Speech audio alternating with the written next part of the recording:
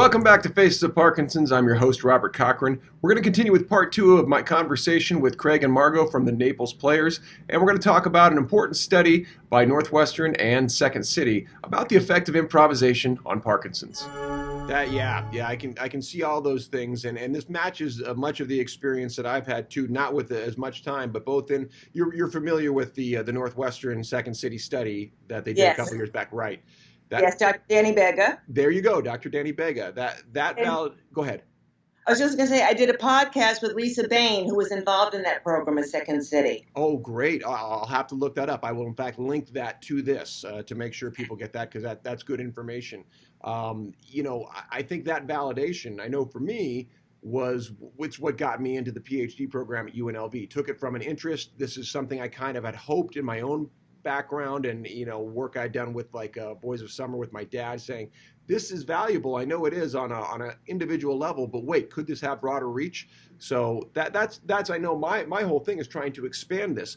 Let me ask, what has been the response from people who don't have Parkinson's? I mean, do you get people who come in, no affiliation with this at all, and they see people with Parkinson's playing? You do shows. I should put that forward. We did a show about 2 years ago. We haven't done one since. And, of course, over the 3 years, some of my regulars have declined quite a bit, but we're always getting new folks in. I do a free drop-in every month at the Parkinson's office for people who want to explore it. So it's spreading into other forms of improv for the different populations we're working with.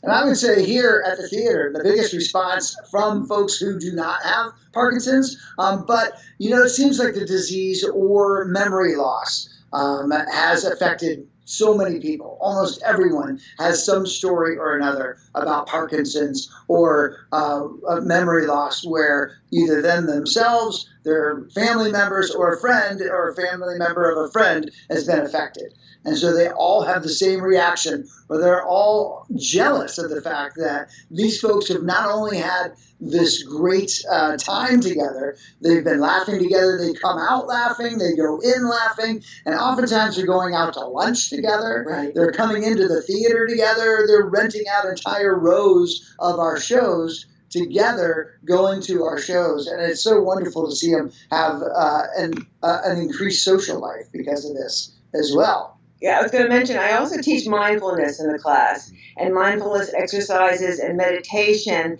which are very similar to Viola Spolin's techniques, like Follow the Follower and others. So it really coincides, so much of improv coincides with therapeutic philosophy and goals, so it's really delightful.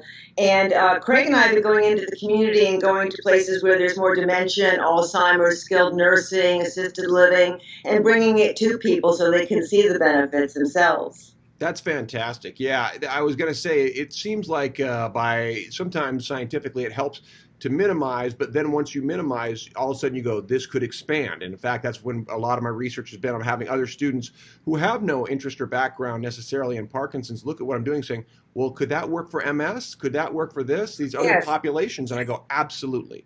Yes. Right. One of my first classes, we had a gentleman with Lou Gehrig's disease, and in a wheelchair, and he participated fully. And so we've had people with MS, MLS, MSA rather, and other disorders, and we can adapt it to everybody. I wanted to mention about Dr. Bega's research. When I started the group down here, I hadn't heard of Dr. Bega, and I thought I was the first one doing this. It's just like when I thought that I'd be the first improv therapist, and I was shockingly found out that I was not the first. But his office has been lovely with us as well. Yeah, great people. I've experienced. Yeah. I've had the same experience, and the thing is, regardless of first or whatever else, what I'm experiencing when I've been to a couple different cities doing this, is it's still so new. People are like, they're excited, and yet there's a lot of questions. So, what is the efficacy? How does this work? What is the long term? And then, what are we going to do with this? And you have a much longer study, which I think is really important. We'll get into the weeds another time, maybe about some of your numbers and such. I know Dr. Bega's study, one of the things, and he noted it in there, was that, it was a 12-week study for 2 different groups. So that doesn't give you a very longitudinal, how would this work over time? You've had people for years. Has there been, in your estimation, an effect over a longer period of time, and what has that been? Well, the one effect I can tell you is that they want to come every week, no matter if they've had a bad week or they're not feeling that good. They want to come. In fact, one of our gentlemen, his partner, care partner, had been sick, but he was coming over with a home health aide because he didn't want to miss the class. So they see so much benefit in for themselves, and it's also a support group. They come in together. So part of the time you might be talking about newer doctors or medicine and different issues like that, and they find that they want to get together afterwards. Craig mentioned going out to lunch and coming to shows together, and they form just a wonderful support group for everybody. And that support is so important, and so that's the connection that improv brings too.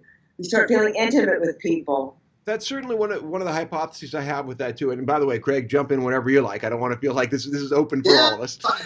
She's got the names, letters behind her name. Okay. So it's important to hear from the doctor. No, but he's my teacher, and I also want to mention Craig has started working with neurodiverse populations for a while now, kids on the spectrum and other disorders, and is doing some local programming that's just fantastic with these kids.